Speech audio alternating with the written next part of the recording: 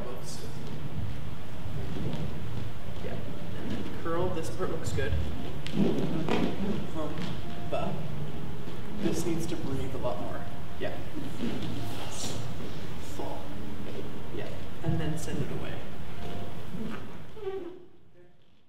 I began creating Pierced as a 15-minute piece for Richmond Academy students back in August 2011. Started approaching making pas de deux in a completely different manner with that process. The students were 14, 15 years old, and they were extremely talented. And I was able to really push the fusion of my vocabulary with a classical ballet sensibility in quite a dynamic way.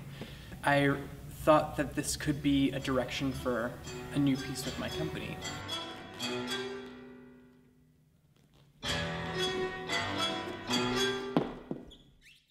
So I met Josh, I think it was about a year ago. He came to Seattle and he saw P&B perform, and next thing I knew, he was asking me if I would like to be part of his company.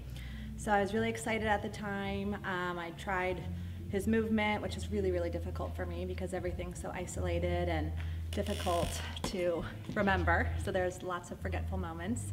But I absolutely loved working with him. He's such a joy in the studio. We laugh a lot. We get a lot of work done. Davon is my third partner, so I've actually gone through 2 other guys from P&B, and you know, third time's a charm. So I'm really excited to work with Davon. He's awesome. We have great chemistry together, and we're really excited to do the piece together. So I was given a Jerome Robbins Foundation grant in New York to adapt some of that material to Wendy, Whelan, and Robbie Fairchild from New York City Ballet. And so then it was just going to become a 15-minute pas de deux for the 2 of them. And we started doing some showings to presenters and directors. And the director of Roy Winnipeg Ballet, Andre Lewis, happened to be in New York, and he came to watch my rehearsal. We had started discussing the possibility of turning it into a full-length work and inviting dancers from other companies to be in it. And so that's basically how Pierce came to be. I remember when I first started with him, he was doing his vocabulary, and I was like, can you start that again? I had a really hard time picking up his stuff.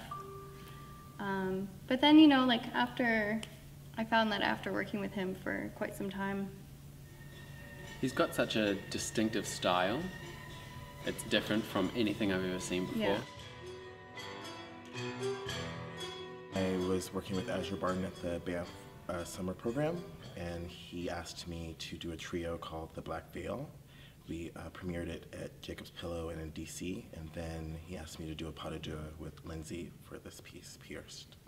It's been easily the most complicated process of my entire career in that it's had so many moving parts and so many moving pieces. It's now, I guess, involved up to 5 ballet companies because it started with New York City Ballet, and now Harrison was in Royal Winnipeg, went to Switzerland, now he's in National Ballet, so now there's National Ballet involved, and Joanne has since left Winnipeg and is with Smuin Ballet in San Francisco, so. And then Davon, being a contract independent dancer, it's gone from negotiating 3 company schedules to 6 in a sense. But it's all worked out really well. I'm really excited to see all of these incredible artists together as one company under my vision. To see, we've been working remotely for 2 years, putting together these pas de deux in different cities, and we've worked in Washington, D.C., and Jacob's Pillow, and Banff, and Winnipeg, and Seattle, and New York, and Vancouver, and so it's kind of cool to all be here together as a group and see the piece actually come to life as a singular entity.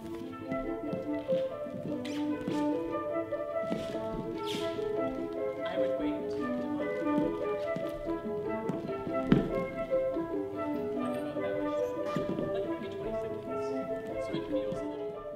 Pierced will world premiere at the Vancouver Playhouse September 7th and 8th, 2013, and then we'll be touring to the Ailey Citigroup Theater in New York, October 26th and 27th.